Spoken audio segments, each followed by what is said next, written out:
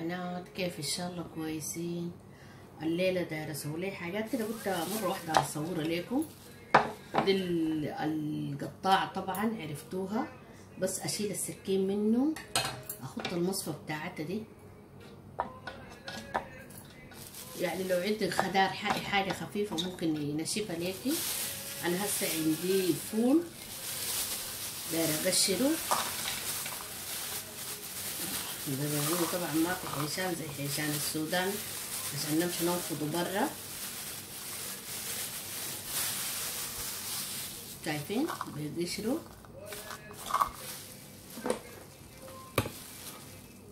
بسم الله، تقفلي كويس. بسم الله.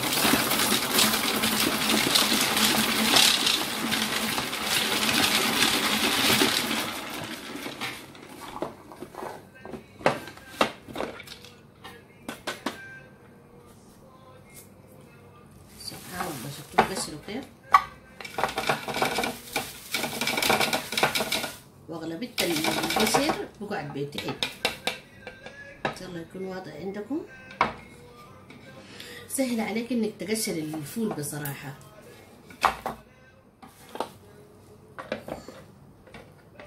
الناس اللي في البيوت المقفلة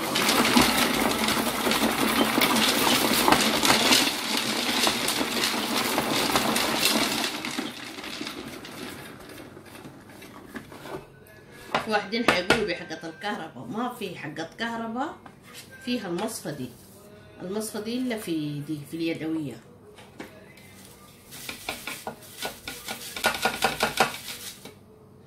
فهمتوا؟ ان شاء الله تكون الفكرة وصلتكم.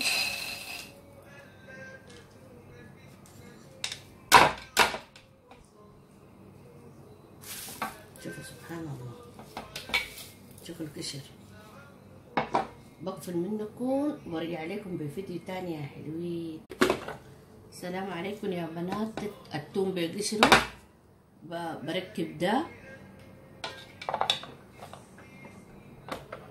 يلا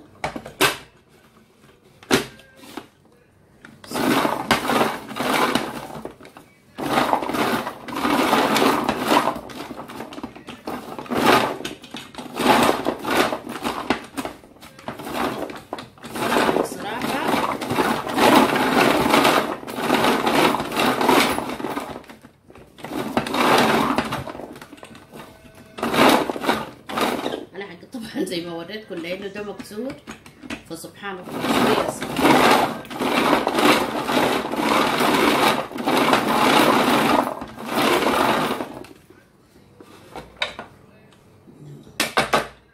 بسم الله. بعد ما عليك الا تشيلي الثوم، تشيلي ده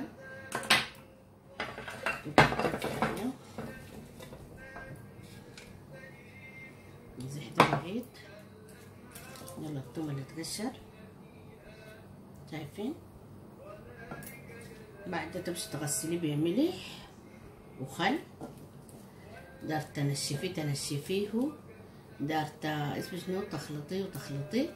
الثوم دايما لما يكون جديد سبحان الله بيكون قشر ملصق شديد، لكن لو الثوم قديم بتقشر معاك بسرعه.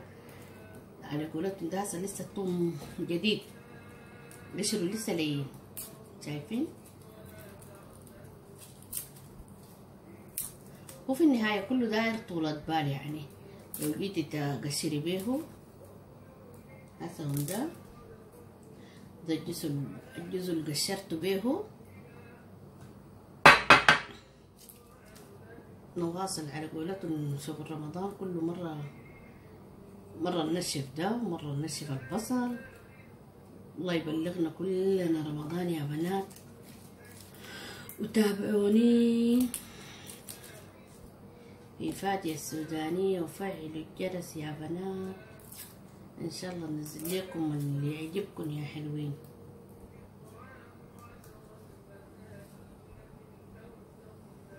غايته المهم الحمد لله هون ده التوم تميناه. وياهو تشتغلي بيده ده. لو دار تقشري حاجة وتابعوني في فادية السودانية، وتابعوني الليلة إن شاء الله يا بنات. بعمل لي بس مباشر، أبقوا كتار يا حلوين.